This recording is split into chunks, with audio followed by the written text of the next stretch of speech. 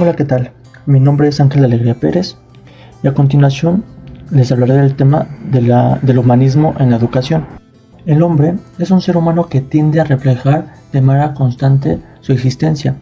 Entonces los supuestos teóricos de este paradigma giran en torno a la autorrealización, la autoconciencia y la responsabilidad de los actos del humano. En el paradigma no existe metodología única. Sin embargo, puede considerarse con un enfoque holístico del estudio de la persona. Sus principios inician desde la educación medieval hasta la moderna. Esto se aviva desde finales del siglo XV hasta finales del siglo XVI. Dio inicio en Italia, Alemania, Francia, Inglaterra y España. Antes la educación era más abstracta y retórica. Solo se basaba en lo que decía el catedrático o el educador en estos casos.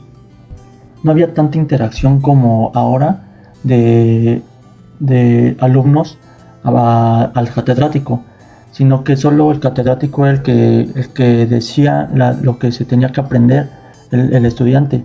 Sin embargo, los objetivos hoy en día es hacer la educación más real y práctica, incluir en ella la cultura del cuerpo, también lo que es llevar la enseñanza a todas las clases sociales, sin distinción alguna, ni discriminación alguna.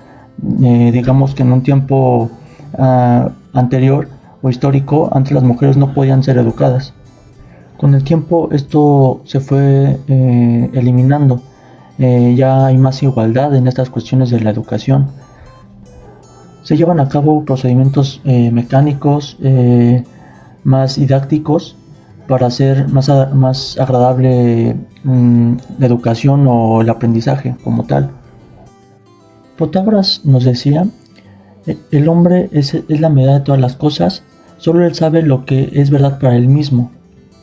Otra de las cosas que él decía: los hombres comparten un rango único en su especie, pensamiento racional.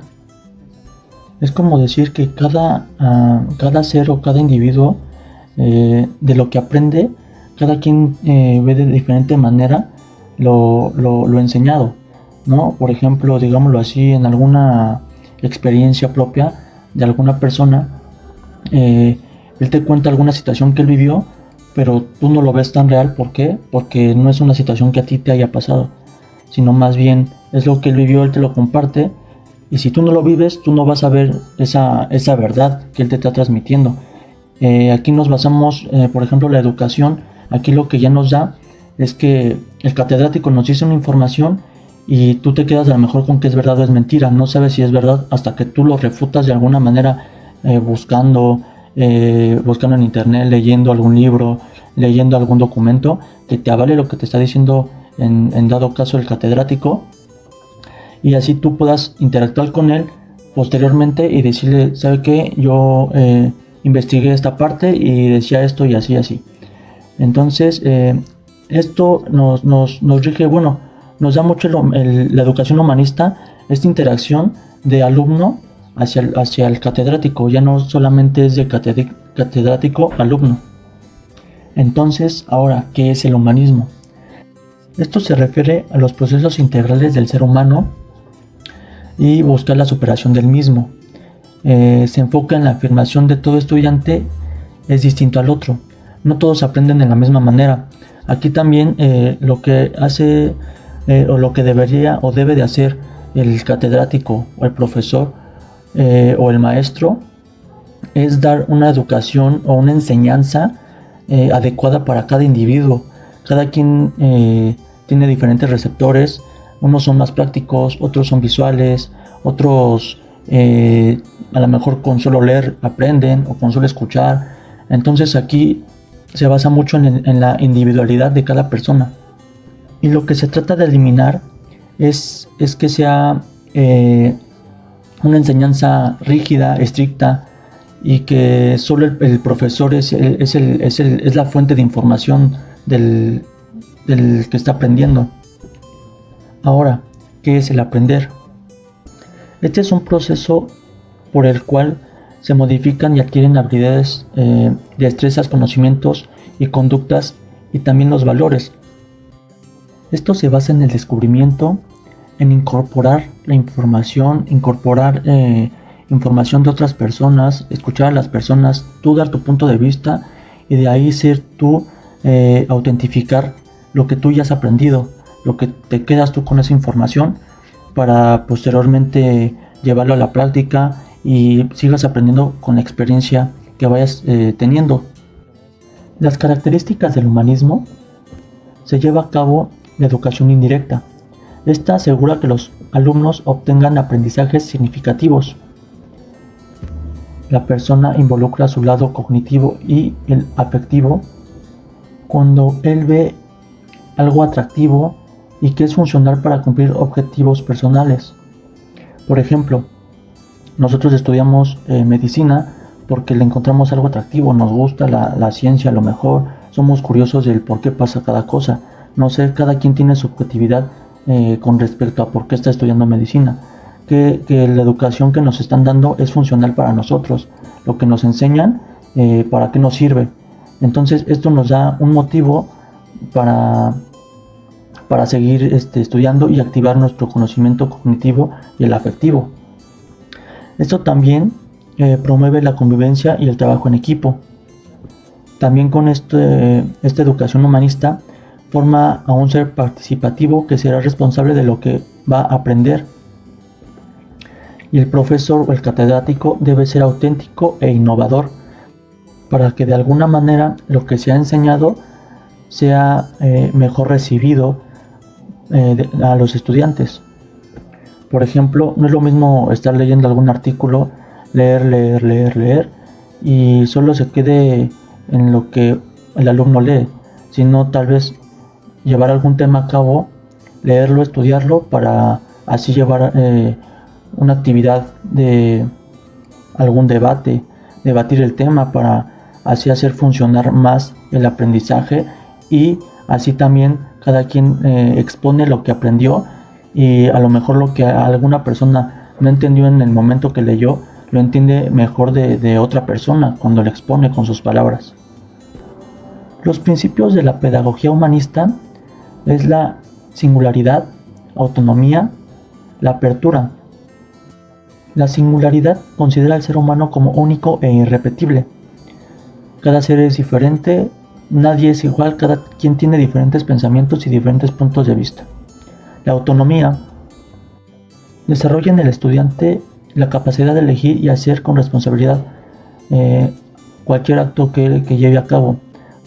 Un ejemplo claro podría ser que el alumno haga una investigación de algún tema que ya vio anteriormente en clase, que se quede con alguna duda y él mismo busque la manera de sacar esa duda que a lo mejor no preguntó en clase por falta de tiempo, o a lo mejor el catedrático, el profesor no le supo responder o él no entendió cómo se lo explicaron, y así él buscar por sus propios medios la duda en cuestión. La apertura es utilizar la comunicación y el diálogo como herramientas eficaces para una sana convivencia, construyendo una cultura de paz y fortaleciendo la democracia como modelo de sociedad. Ahora pasaremos a unos de sus defensores de esta teoría. Abraham Maslow es uno de los principales fundadores del humanismo educativo. Nació el 1 de abril de 1908 en Brooklyn, Nueva York, y murió el 8 de junio en 1970 en California. En 1968 ideó la pirámide motivacional. Él fundamentaba que cada necesidad tenía una jerarquía. Cada escalón de esta pirámide es una necesidad diferente. Por ejemplo, la que tenemos por debajo son las necesidades fisiológicas. ¿Esto qué quiere decir? La alimentación, el dormir bien, así como también el mantenimiento de la salud, las relaciones sexuales, que esto no quiere decir relaciones íntimas, sino más bien el conocimiento de nuestro cuerpo. Y asimismo sus procesos naturales como la menstruación en las mujeres, el crecimiento. El segundo escalón es de seguridad, que consiste en la necesidad de sentirse protegido, con un hogar, un empleo y seguridad moral. El tercer escalón es la afiliación o necesidades sociales, que incluye el desarrollo afectivo, aceptación, asociación, participación en la comunidad, e intimidad sexual. El cuarto escalón es el reconocimiento, nuestra autoestima, el reconocimiento de uno mismo, éxito, confianza que uno se tenga, el respeto y la responsabilidad sobre uno mismo. Y por último tenemos la autorrealización. Aquí entonces ya se cumplieron todas las etapas anteriores. Y según Maslow afirmaba que al llegar a este escalón se alcanzaba la felicidad plena, porque se logra un estado de armonía. Maslow aseguraba que podría combinarse el desarrollo de la competencia y destrezas con el crecimiento personal. Ahora veremos a Carl Rogers. Él nació el 8 de enero de 1902 en Chicago y falleció el 4 de febrero de 1987. Su teoría es la educación no directiva. El profesor tiene interés en el progreso del estudiante, expresa con libertad sus puntos de vista, el alumno es libre de expresar sus sentimientos. También afirma que el proceso de aprendizaje genuino no puede ocurrir sin intelecto del estudiante, emociones del estudiante y motivaciones para el aprendizaje. Por ejemplo, si se permite a un niño una completa libertad para actuar, todo lo que haga y aprenda siempre estará correcto, ya que este aprendizaje siempre será bueno para él, ya sea por errores o porque simplemente se llevó a cabo correctamente la educación que él o el aprendizaje que él llevó a cabo. Por último, tenemos a Robert Gardner. Él nació el 21 de agosto de 1916 y murió el 28 de abril del 2002. Y esto pasó en Massachusetts. Él mantenía la teoría ecléctica del aprendizaje, porque mantenía unidos a los elementos de corrientes cognitivas y conductistas. Esto se llevaba a cabo por 8 puntos. El 1 es la motivación. Debe existir algún elemento para motivar al alumno y pueda aprender. La segunda es la presencia. Se aprende mediante la atención y percepción selectiva. El número 3 es la adquisición.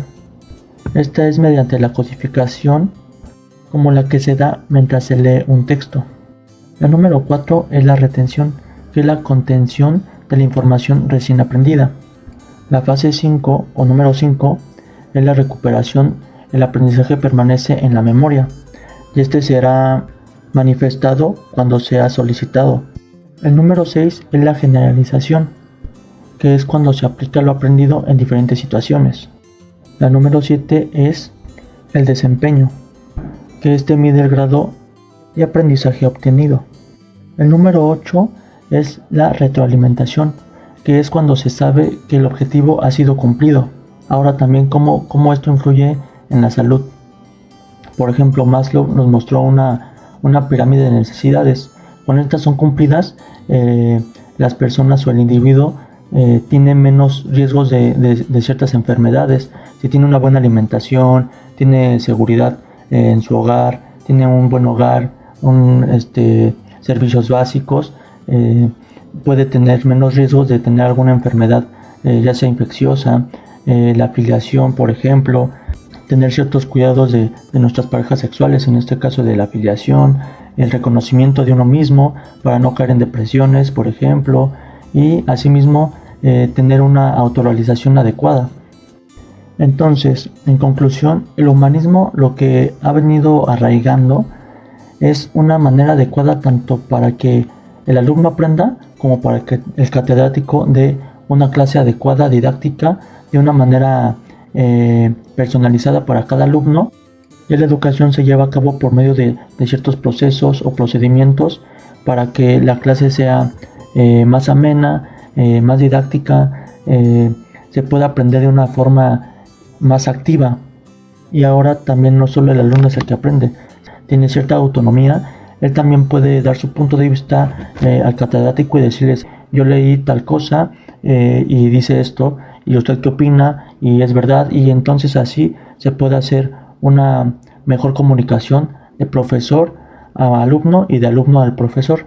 Y bueno, pues esto es todo de mi parte. Espero haya sido explicado de la mejor manera, espero hayan entendido perfectamente el tema. No es muy complicado y pues bueno, muchas gracias por su atención.